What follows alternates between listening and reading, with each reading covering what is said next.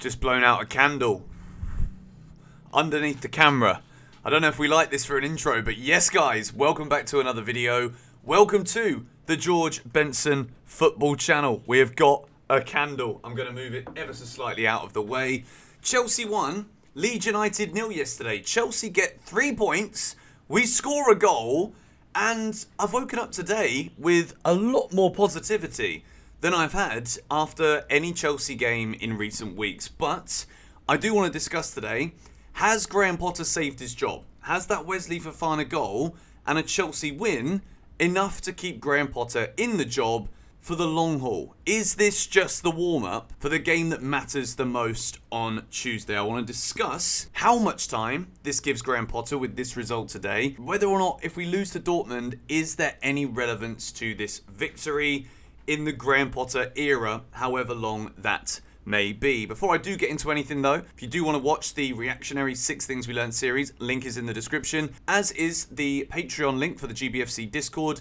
Make sure you are subscribed. Over 50% of you are still not subscribed who watch these videos, and hit the like button whilst you're at it. Tons of things to do there if you feel like being an absolute flipping legend. So, how did this game go yesterday for Chelsea? When you look at individual performances yesterday, there were many good individual performances. I think for me the standouts were Wesley Fofana and Kalidou Koulibaly. I think both of these two centre-backs looked really solid. I think Badiashile looked good as well. But considering we have said a lot this season about Koulibaly, maybe Chelsea bought him at the wrong time, he's not been good enough. And then with Wesley Fofana, we spent so much money on him. We knew how talented of a footballer he was, but because of his injury track record, then he comes to Chelsea, keeps getting injured still. We're thinking we've wasted our money on this geezer, but what a top-class defender Wesley Fofana is. I think if it wasn't for the fact that we've been so negative recently around Chelsea Football Club, it is a massive goal for Chelsea, considering goals have been so few and far between. Not only that, but Wesley Fofana climbed so well in such an important moment, and he might well have saved Graham Potter's job. I thought Enzo Fernandez was good. I wouldn't say it is perfection from him yet, because I still feel as though we do need a defensive midfielder alongside of him. Kovacic yesterday was decent, playing in more of a deeper role, which freed up Enzo.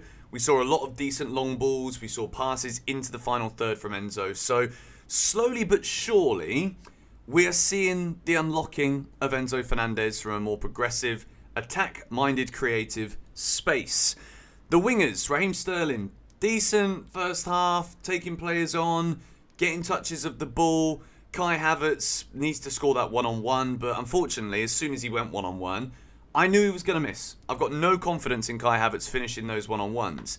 You've got the questionable keeping of Mudryk on the bench yet again. There are dilemmas at the moment that we've got to discuss here about this, because yes, he's still very young. Yes, Chelsea have bought a player for the future.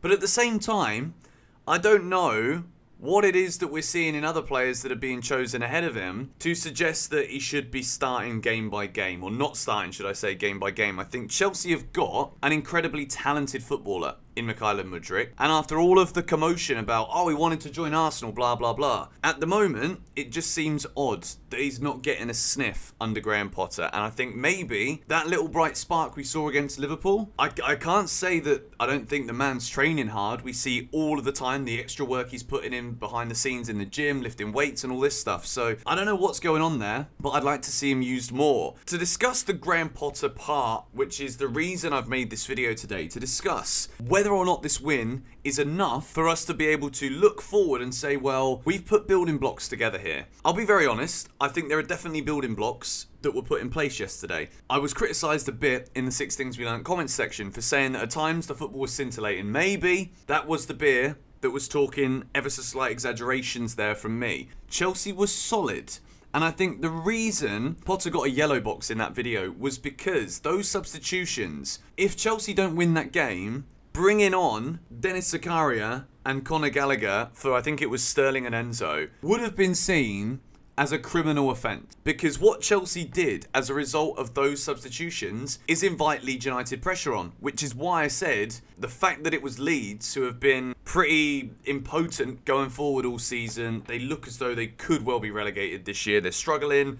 New manager coming in as well, not necessarily the most attacking coach. If it was anyone else but Leeds, I genuinely feel with the way that Chelsea looked stressed, we knew it was about getting the 3 points yesterday, not necessarily entertaining the masses all over the world. That was never going to be what that Chelsea display was. If it goes wrong from Graham Potter with that substitution, everybody is calling him out for it once again, because it would have been once more Chelsea not having the bottle to take a 1-0 lead at Stamford Bridge and build upon it. Chelsea, when we're 1-0 up at the Bridge, we want to see our Chelsea teams go, score a second, score a third, and potentially run riot. That's what we want to see. But right now, we know that is not going to happen. Graham Potter was desperate yesterday to get the result, so he made a defence-minded substitution, and lo and behold, keeps a clean sheet, and Chelsea win the game 1-0. Am I confident based on the performance that we saw yesterday, chance creations and whatnot? Cleo, can you stop it? Am I confident that we can score 2 goals to knock out Borussia Dortmund? I've got to say no. I'm still not confident that we can score twice. I don't think yesterday scoring 1 from a set piece is enough to fill me with the confidence that we can outscore Borussia Dortmund. When I look at the performance that we gave in Germany in the first leg fixture, the one we lost 1-0, Chelsea looked good at times, but once again, we're talking about creating chances to score goals. We're not talking about scoring goals. Now, yesterday, it seems to me as though the biggest thing missing with this Chelsea team... Cat, stop it! The biggest thing missing from this Chelsea team, the final ball. It is the final finish. And once again, the more we see Kai Havertz playing in an advanced role, the less likely we are to see goals. It's as simple as that. When Kai Havertz dropped deep yesterday, he looked better. And I don't know how many times we've got to say this before we only ever see Kai Havertz in a midfield. Because when he drops deep, he looks like that silky footballer. He gets involved more.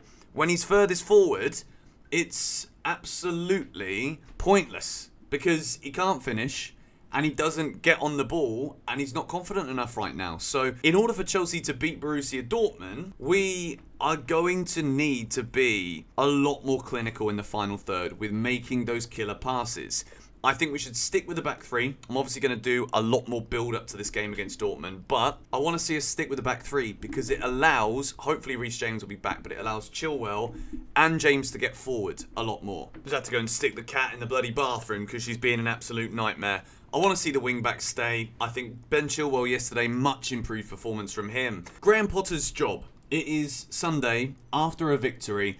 I've said I will judge Graham Potter based on results. I don't care at the moment how well we play. Of course, it is an added bonus if Chelsea win. We're free scoring, we're entertaining, playing blistering football. That is what we want to get to. At the moment, that is not going to come. Chelsea have been struggling creatively, and we will continue to struggle creatively, in my opinion, until we've got a proper striker at the club. So for the rest of this season, it might just need to be scrappy wins. And if it is Graham Potter getting those scrappy wins, then I back the manager. It's as simple as that. So it's okay for me to make added videos talking about I want Graham Potter gone after a loss. When we win, we've got to be rational. We've got to look at it for what it is. We are still led to believe that the Dortmund game could be make or break. And from what I saw, it's going to take something drastically and dramatically bigger and better than that display yesterday to knock out Borussia Dortmund. This is a level above. It's the Champions League. And obviously, there is added impetus for fans to get behind the team for this game. And I think they will. Stamford Bridge has got to be loud. It has got to be rocking on Tuesday night against Dortmund. And I think if Chelsea don't win this game, if we don't even come close to knocking them out, then I still think Graham Potter should go. Because that performance yesterday was not enough of a springboard in terms of balancing all of the positives. Other than the 3 points, I didn't see enough. And we've got to be realistic about this. Chelsea, our season is over if we are knocked out of the Champions League by Borussia Dortmund on Tuesday. So, let me know in the comments down below. Did that game yesterday give you confidence? It must have given you some kind of confidence, but confident enough to go there and beat Borussia Dortmund. I think knock Dortmund out, and Potter definitely buys himself some time. Get knocked out, and I think my position will remain the same. But I will wait and see the nature of that performance. But do not underestimate this game. It is absolutely massive in the future and for the future of Chelsea Football Club. But anyway, hopefully you guys enjoyed this little follow-up video to yesterday's win. Let me know your thoughts in the comments down below. And there may well be another news video for you later on this evening. Obviously, there's a big game tonight. United versus Liverpool. Enjoy. Come on, you Blues.